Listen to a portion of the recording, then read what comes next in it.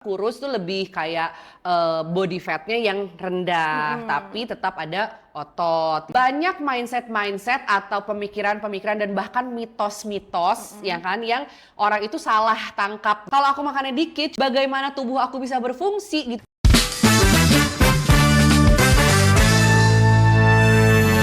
Supaya tidak terulang. Itu yang bagus. Bego nggak apa-apa, yang penting belajar. Lesson learn ya guys. Nah, ya udah akhirnya sekarang mungkin orang kurus tuh lebih kayak body fatnya yang rendah, tapi tetap ada otot gitu kan. Maksudnya kesini-sini sih semua orang makin sadar bahwa siapapun itu harus punya otot.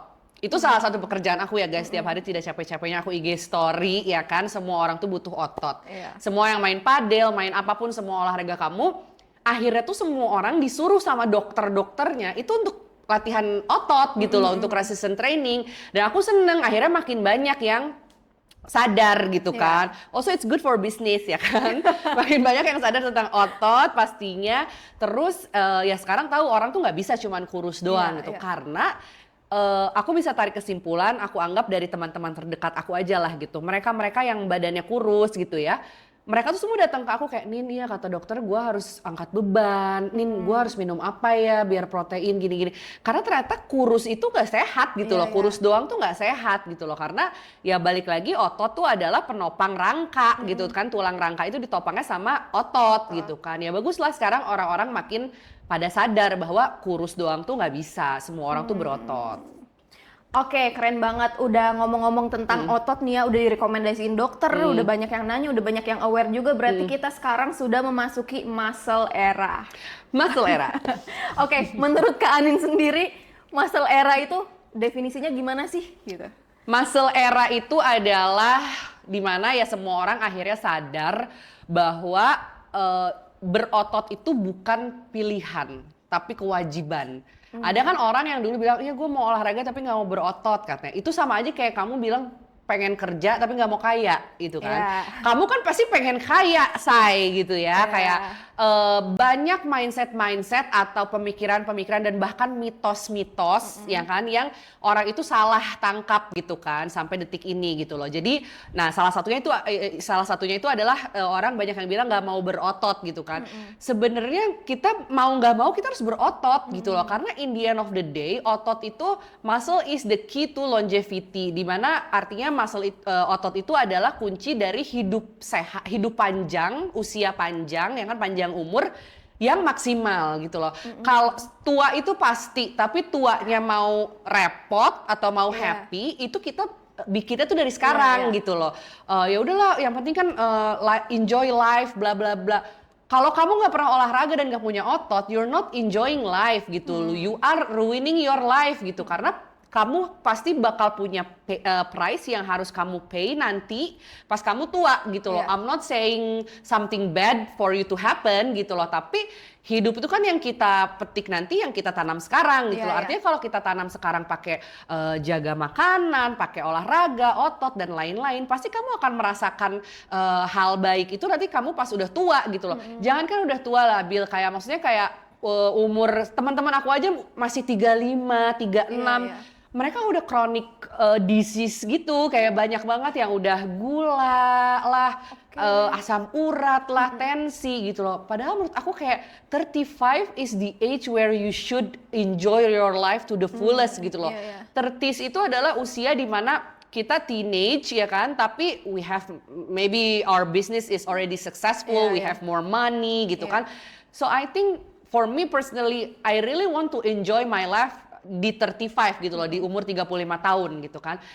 Jadi just to imagine that aku akan fragile di umur 35 kalau aku nggak olahraga, itu it kills me gitu loh. Nggak mau, gila aja, buat apa gue kerja selama ini, buat apa wah kesana kesini dar der dor hidup ini gitu kan. Kalau di 35 gue asam urat gak bisa jalan, no gitu kan, amit-amit jabang baby ya, jangan sampai. Jadi kalau aku sih bener-bener selalu bilang kayak, kenapa Anin pengen olahraga, aku pengen cantik sehat tuh sampai tua gitu loh. Aku pengen 35 tuh orang kayak, dia 35 gitu kan, tetap muda, fresh, apa karena banyak banget teman-teman aku 35 sekarang udah fragile gitu. I don't wanna be like them gitu. Dan I try to help them kayak, Kak kamu harus gini, kamu mulai nge-gym. Dan banyak juga sekarang teman-teman aku yang dia dulunya nggak jaga badan, ya kan, dia fatnya terlalu banyak sampai dia obesitas dan lain-lain. Sekarang udah mulai olahraga lah, jalan, at least padel gitu kan. Kayak ini satu hal yang mau aku highlight juga ya, kayak banyak orang,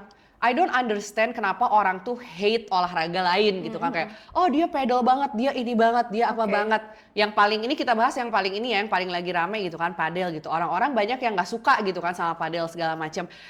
Kalau aku justru, aku juga nggak main padel dan aku karena aku nggak bisa bego gitu ya, kurang agile. Jadi tapi aku ngelihat orang main padel itu aku happy banget loh, kayak kenapa?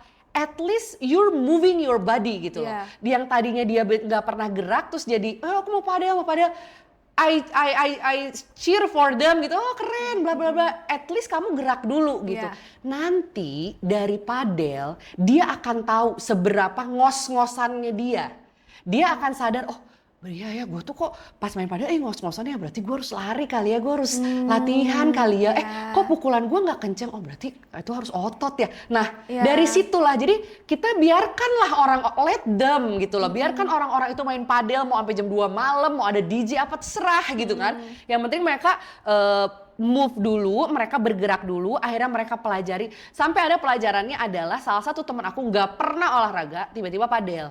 Jatuhlah dia keseleo, ya kan, ligamennya apalah rusak gitu kan. Akhirnya dia ke dokter dong. Akhirnya dokternya bilang, Mas, kamu harus punya otot supaya bisa melindungi sendi saat kamu terjatuh dan cedera. Karena otot itu akan mengurangi kita resiko kita cedera.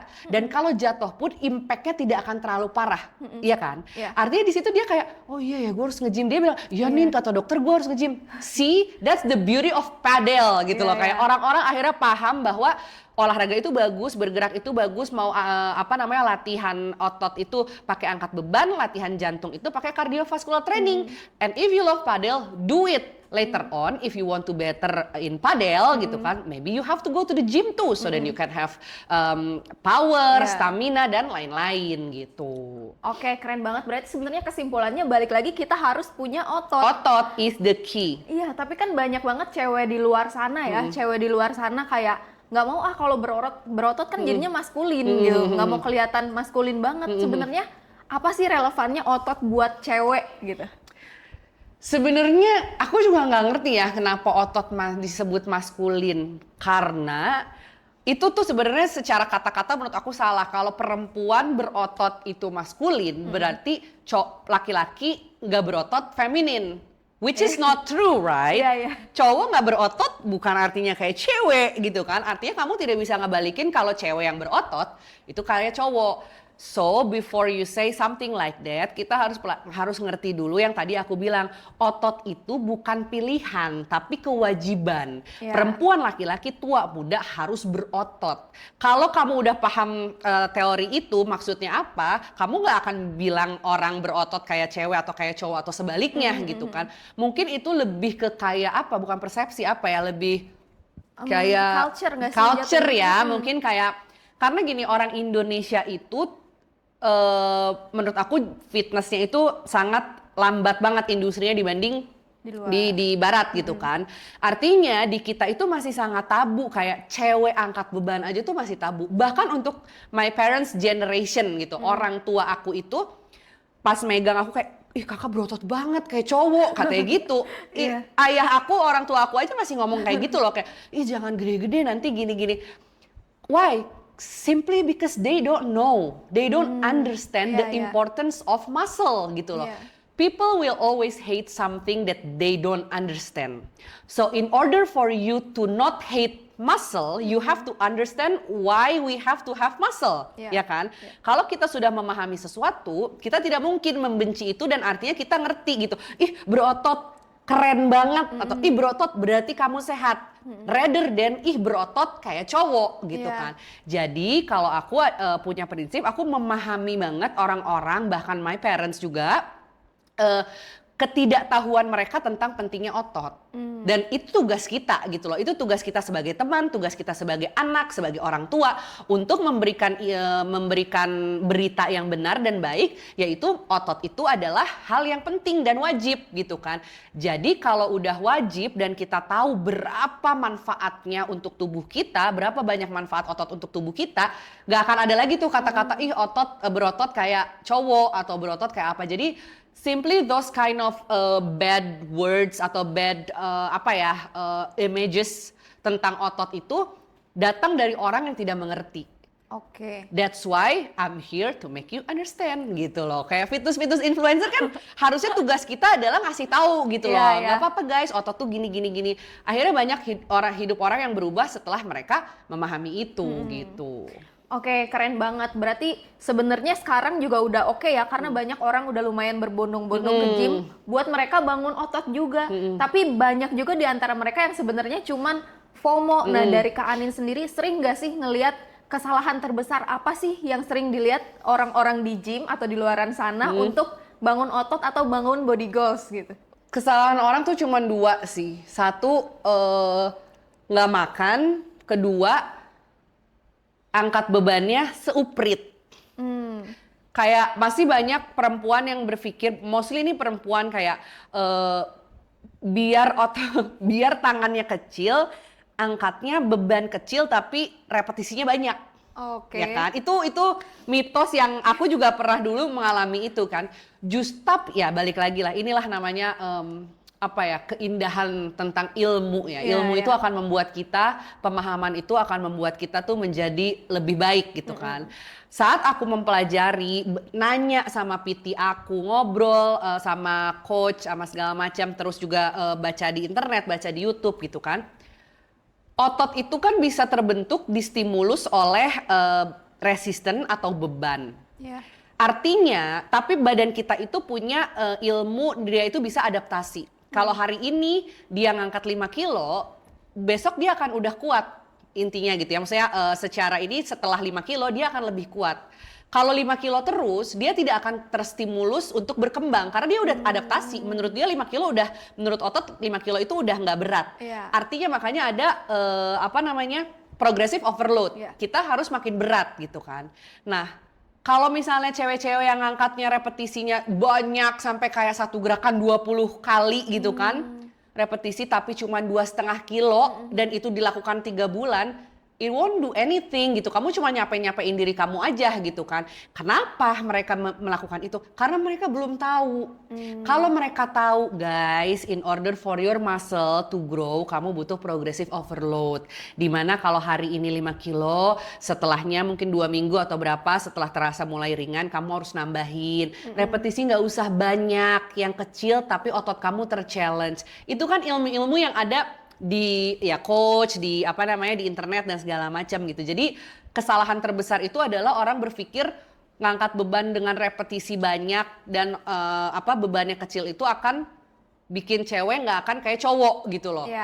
Jadi ya maksudnya banyaklah kesalahan-kesalahan tapi it's fine karena belum ngerti aja gitu loh. Cuman menurut aku untuk kesalahan itu mungkin pelajarin lagi kalau ada akses, ada punya source lebih untuk PT, alangkah lebih baiknya bisa sama PT. Nah yang keduanya untuk tentang gak makan gitu. Banyak perempuan mikir, khususnya perempuan nih ya, mikir, aku juga dulu berpikir seperti itu. Ya semakin kita makannya dikit kita semakin kurus gitu kan. Tapi pada dasarnya ya badan kita aja butuh certain amount of kalori just to exist gitu, just to function gitu kan. Supaya jantung kita bisa mompa, supaya liver kita bisa kerja, semua bisa kerja. Itu kita udah minimal punya BMR ya. Kita ada BMR sama TDEE ya kan. Di situ tuh kita minimal nih, kalau aku sekitar 2100 kalau nggak salah. 2100, aku harus tuh 2100 maintenance tuh. Untuk jantung aku bisa bekerja maksimal, rambut aku tumbuh, aku nggak sakit, itu tuh udah ada tuh hitungannya gitu kan, 2100 gitu. Kalau misalnya aku nggak makan, kalau aku makannya dikit, cuma makan salad doang atau makan apel doang kayak waktu itu ya kan, bagaimana tubuh aku bisa berfungsi gitu loh. Organ aku tuh nggak dapat nutrisi, boro-boro aku bisa sehat berotot, aku pasti kekurangan gizi gitu kan. Nah itulah yang terjadi di banyak perempuan, makanya kenapa malah nggak kurus-kurus, malah rontok rambutnya, malah kulitnya jadi kusem dan lain-lain. Karena kamu tidak memberikan nutrisi dan makanan yang harusnya kamu makan hanya untuk bisa maintain aja gitu loh. Kalau mau nambah BB mungkin bisa surplus 20-30%. Kalau misalnya mau defisit ya kuranginlah 20-30% dari si 2100 itu gitu. Jadi makan dikit itu nggak akan bikin kamu kurus, makan dikit itu akan bikin kamu kekurangan nutrisi dan akhirnya kamu menjadi sakit. Oke, berarti kita udah bahas banyak banget ya dari sebelumnya. Sekarang mungkin aku mau nanya buat orang-orang pasti juga udah terinspirasi banget lah ya denger Kak Anin. Gimana sih cara mulainya pengen hidup sehat tapi langkah yang paling realistis itu apa sih gitu? Langkah paling realistis untuk mulai hidup sehat adalah pelajari tentang nutrisi, makro dan mikronutrisi. Itu basic banget supaya tidak ada lagi pertanyaan di IG, Kak masih makan nasi? Ya masa gue makan beling, say? Nasi tuh nggak salah. Jadi banyak orang yang berpikir nasi tuh nggak boleh dimakan. Kok masih makan gorengan? Kak kuning telurnya nggak apa-apa dimakan. Kak nih, artinya itu apa? Banyak orang yang tidak paham tentang nutrisi, ya kan?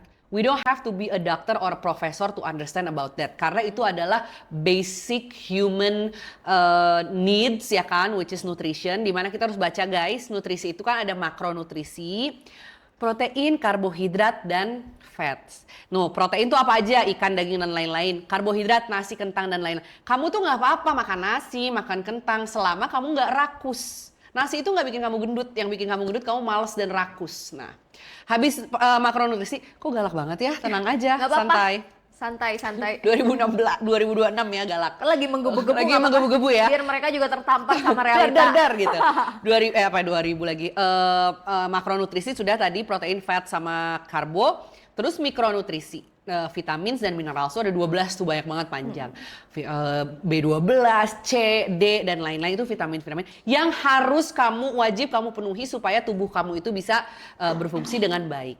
Kalau kita paham blueprintnya tentang nutrisi, kita nggak akan bingung makan apa. Makan itu ya udah, so aku harus makan apa Kak Anin gini-gini. Ya udah makan karbo, protein, fats, nasi, ayam panggang, sayur misalnya. Terus yang harus dirubah apa? Sama aja dong makannya. Ya harus dirubah adalah itu. Daripada misalnya digoreng, kayaknya mending dipanggang. Daripada yang tadinya makan manis, ya kan minum manis, gula, soda, kayaknya mending es teh tawar. Jadi yang paling realistis tuh itu dulu kalau menurut aku, dari cara kita makan, cara kita hidup. Yang tadinya main Mobile Legends sampai jam 4 subuh, coba dikurangin jadi jam 12 malam, besoknya bangun. Karena badan kita kan juga butuh tidur gitu. Terus yang tadinya setiap hari order boba atau apa, mungkin coba diganti jadi prokreatin atau BCAA, kan enggak, itu lebih gampang gitu kan. Jadi maksudnya kayak hal-hal simple aja, dari yang tadinya nggak gerak sekarang jadi gerak. Geraknya apa aja? Jogging mungkin, padel mungkin, badminton, apapun. Nanti udah mulai gerak, makan udah mulai bener, kerasa tuh badannya agak mulai enteng segala macem. Coba kalau ada source lebih, bisa daftar gym atau mungkin lihat di YouTube olahraga di dalam rumah. Jadi kalau menurut aku yang paling realistis adalah olahraga yang sesuai dengan kemampuan. Kemampuan tuh apa aja sih? Udah pasti secara finansial ya kan. Juga secara waktu. Karena nggak semua orang bisa nge-gym pagi. Ada yang, tapi aku punya waktunya habis kerja. Ya udah, berarti pulang kerja aja nggak apa-apa. Nge-gym itu nggak harus 2 jam gitu. Angkat beban olahraga itu nggak harus 2 jam. Kalau misalnya baru punya waktu 15 menit, ya udah bisa push up, bisa sit up, bisa squat jump gitu kan. Yang penting sesuai dengan yang kita mampu dulu aja. Jangan terlalu pasang goals itu terlalu high gitu. Aimnya yang realistis aja dulu. Jadi make it easy, make it doable for you and commit to it gitu. Oke, untuk next step-nya ada nggak sih hal yang mungkin hal standar atau hal-hal yang sering Kak Anin lakuin dari dulu sampai sekarang nggak lepas tapi hasilnya tuh signifikan banget gitu? Apa ya?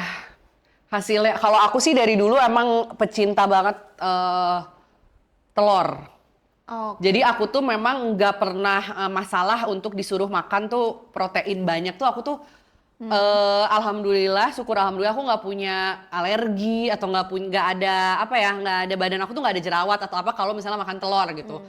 Dan menurut aku telur is king ya. Jadi kayak buat aku yang nge-gym dan aku suka banget telur dan aku bisa makan telur sebanyak-banyaknya, menurut aku protein itu emas banget sih, wajib banget. Jadi salah satu yang paling aku syukuri adalah punya lifestyle, punya kesukaan makan protein gitu loh. Karena protein itu untuk progres di gym itu holy grail lah, nomor satu gitu kan protein. Jadi ya dan aku nggak suka jajan.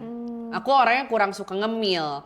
Dan itu nggak dibiasain aku dari rumah. Dari dulu emang nggak dibiasain boleh beli ciki-ciki gitu-gitu. Jadi aku nggak pernah nyangka bahwa itu salah satu ajaran orang tua aku yang bikin aku ternyata inilah gitu loh, maksudnya kepake banget gitu karena aku nggak suka jajan-jajan gorengan gitu aku kurang suka sih, jadi aku makannya tuh real aja gitu, makan nasi, daging kayak gitu-gitu, jadi ya protein dan aku nggak jajan, jadi nggak susah aku untuk progres kayak cutting atau lagi fat loss. Oke, ngomong-ngomong tentang protein nih, sebenarnya menurut Kak Anin sendiri protein itu penting nggak sih? Suplemen protein. Suplemen protein itu adalah kuncian karena suplemen itu bukan magic, suplementasi itu bukan magic, gak ada suplemen atau pil yang bisa bikin kamu minum besoknya langsung berotot, itu nggak ada, mau apapun itu tuh nggak ada.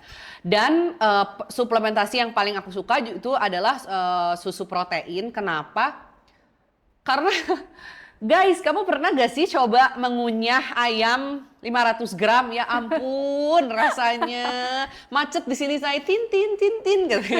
Karena itu susah banget kan. Semua mungkin pasti relate lah orang yang nge-gym gitu ya. Dan kalau nggak salah badan kita tuh sekali makan juga nggak bisa terlalu banyak kan menyerap protein. Artinya kamu mau cekokin diri kamu berapa ratus gram protein dalam satu mangkok juga kan nggak mungkin gitu kan. Artinya apa? Balik lagi berarti kita harus pinter cari cara, berarti kan harus dipisah-pisah tuh makannya. Makan pertama 30 gram, makan kedua 30 gram, makan ketiga mungkin 20 gram. Kalau masih kurang, dan itu pasti kebanyakan tuh pasti kurang. Karena makan protein itu effort guys. Kalau kurang, baru kita bantu dengan susu protein gitu loh. Dan aku itu minum susu protein tuh setiap hari. Kenapa? Karena even in my best days, di mana aku di rumah, punya waktu banyak, aku pasti tetap agak kekurangan protein tuh. Karena ya aku, yang itu tadi aku kan nggak tukang nyemil, jadi aku tuh makannya dikit. Nah, makanya aku pasti minum si susu protein. Jadi susu protein buat aku sih, ya I'm nothing without you lah. Oke, kalau yang biasanya Kak Anin minum itu apa aja dan fungsinya apa aja nih? Misalkan sekarang Kak Anin lagi IF kan, biasanya Kak Anin minumnya apa? Kalau IF sih tadi makan, abis makan nanti misalnya aku nge-gym itu pasti kreatin, prokreatin. Terus, nah malam nih kan, aku sore ke malam itu aku minum 2 scoop.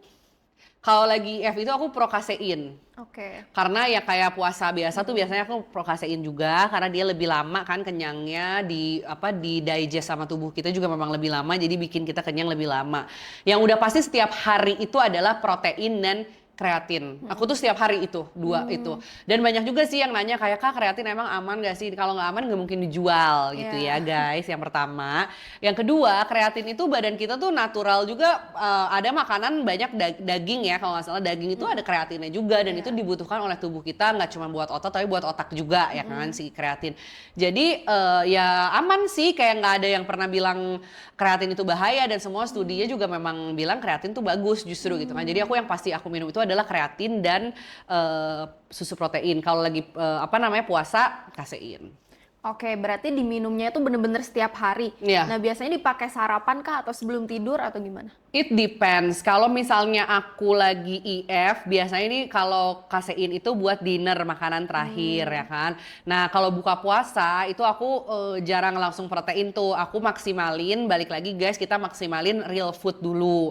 Nanti kalau misalnya kurang, baru aku minum susu protein lagi. Cuman kalau kreatin setiap hari, dan aku minumnya sih sebelum sama saat gym. Oke, berarti sebelum sama saat gym 2 kali bahkan sehari? Iya, dua scoop, 10 gram berarti. Oke, keren banget. Berarti semuanya udah aman lah ya kita bahas dari awal mula Kak Anin nge-gym, struggle-nya apa, Pingsan. sampai ke nutrisinya. Aku mau nanya satu hal nih, kan Kak Anin berarti udah 10 tahun lebih lah ya di Mak tuanya, awak nih. nge-gym udah 10 tahun lebih. Pasti adalah tahapan-tahapan di mana lagi ngedown atau ada insecure-nya mungkin. Apa sih yang bikin tetap konsisten meskipun lagi capek banget, kadang kayak lagi nggak kuat banget tapi Kak Anin tetap pergi. Apa gym. alasannya? Ya. Karena kalau aku punya prinsip gini, kalau aku lagi having bad days, gak pergi ke gym will make it worse. Justru kalau aku lagi bad days, lagi malas, lagi insecure, lagi apapun lah gitu ya, justru obatnya itu adalah ke gym. And it's real guys, kayak setelah kamu olahraga, setelah kamu berkeringat, ini ada penjelasan sainsnya karena ternyata secara natural badan kita itu akan merilis hormon-hormon kebahagiaan setelah kita berolahraga gitu kan, apalagi yang heart rate-nya naik gitu. Makanya ada yang namanya runner's high. Kalau orang-orang yang lari nih pasti setiap hari high ya sama runner's high. Jadi itu endorfin, serotonin, dan hormon-hormon yang bisa bikin kita happy itu memang terrilis dari badan kita. Nah, artinya itu adalah hal-hal secara natural dari badan kita yang bisa bikin kita happy, yang bisa bikin kita happier. Kalau misalnya lagi bete, lagi sedih, lagi putus, lagi apa semuanya, pokoknya kuncinya adalah olahraga dan nge-gym gitu. Oke, terakhir. Kasih dong pesan buat cewek-cewek di luar sana yang pengen kuat dan sehat kayak Kak Anin. Buat cewek-cewek di luar sana yang pengen kuat dan sehat, ada 3. Oke. Yang pertama, lift weights, ya, angkat beban heavy, ya kan. Yang kedua, jangan takut sama makanan, ya. Yang ketiga, pastinya jangan begadang. Karena menurut aku, progres aku itu lambat dan cepetnya itu ngaruhnya banget tuh di recovery dan saat tidur. Kalau misalnya aku lagi begadang, itu aku domsnya parah dan lain-lain. Jadi cuma ada 3 sebenarnya buat cewek-cewek adalah jangan takut angkat beban, jangan takut sama makanan, dan jangan begadang. Oke, keren banget. Tepuk tangan dong untuk Kak Ani. Thank you. Ada 2.000 orang di sini. Oke guys, jadi jangan lupa kalian catet nih semuanya yang udah Kak Anin share di sini karena bener-bener bermanfaat banget, apalagi buat kita yang cewek-cewek sampai dia sharing pengalaman-pengalaman yang di tempat lain gak di-share loh guys. Sumpah, itu trauma. Cuma di sini doang ya. Oke, terima kasih buat yang sudah nonton Muscle Talk kali ini. Sampai jumpa lagi di episode selanjutnya. Bye-bye. Dah.